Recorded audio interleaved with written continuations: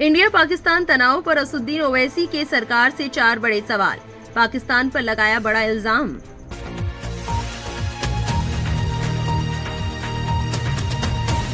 भारत और पाकिस्तान के बीच cease fire हो चुका है, लेकिन इसके बावजूद पाकिस्तान ने बीती शाम गोलीबारी की, जिसका भारत ने बखूबी जवाब दिया।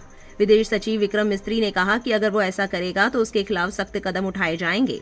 अब पाकिस्तान की हरकतों को लेकर AIM चीफ असुद्दीन ओवैसी का बयान आया है। उनका कहना है कि पाकिस्तान के साथ सीज फायर मुमकिन नहीं है। इसके साथ ही उन्होंने सरकार से बड़े सवाल किए हैं। असुद्दीन ओवैसी ने कहा कि जब तक पाकिस्तान भारत के खिलाफ आतंकवाद के लिए अपनी जमीन इस्तेमाल करता रहेगा, तब तक उसके साथ सीज फायर मुमकिन नहीं है।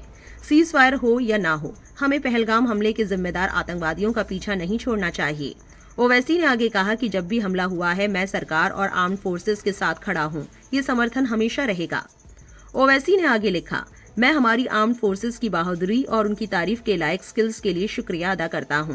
मैं सेना के जवान M मुरली नायक, ADDC राजकुमार थापा को खिराजे अकीदत पेश करता हूं और जंग के दौरान मारे गए या घायल हुए सभी लोगों के लिए दुआ करता हूं। उन्होंने आगे कहा कि मैं उम्मीद करता हूं कि सीज फायर सीमा के इलाकों में रहने वाले लोगों को कुछ राहत देगा। इस दौरान AIM चीफ ओवैसी ने कहा कि इस दौर से राजनीतिक दलों को सीख लेनी चाहिए, क्योंकि जब हम एक साथ होते हैं तो भारत मजबूत होता है और हमारे दुश्मन तब फायदा उठाते हैं जब हम आपस में लड़ते हैं। इसके साथ ही ओवैसी ने सरकार से 4 सवाल किए और इसका जवाब मांगा है।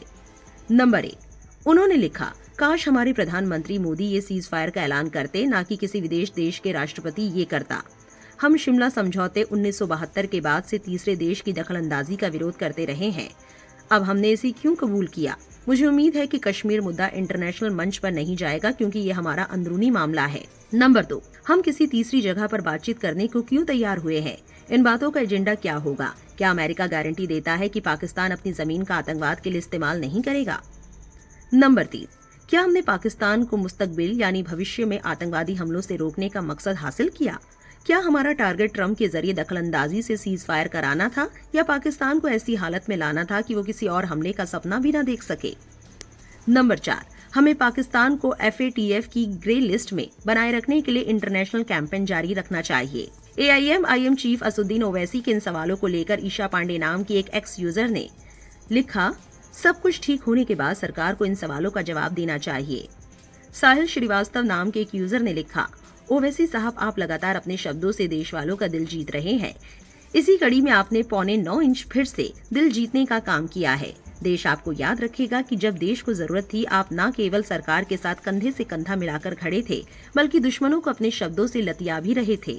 सुरेंद्र सिंह नाम के एक एक्स यूजर ने ओवैसी के बयान पर लिखा, मुझे हमेशा से ये आदमी पसंद नहीं था, पर आज इन्हीं की बातें गीता का ज्ञान जैसी लग रही है।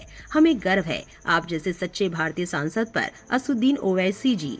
भारत और पाकिस्तान के बीच सीज फायर के बाद असुद्दीन ओवैसी के इन सवालों पर आपकी क्या राय है? हमें कमेंट में लिखकर जरूर बताएं और इस वीडियो को लाइक और शेयर करना ना भूलें।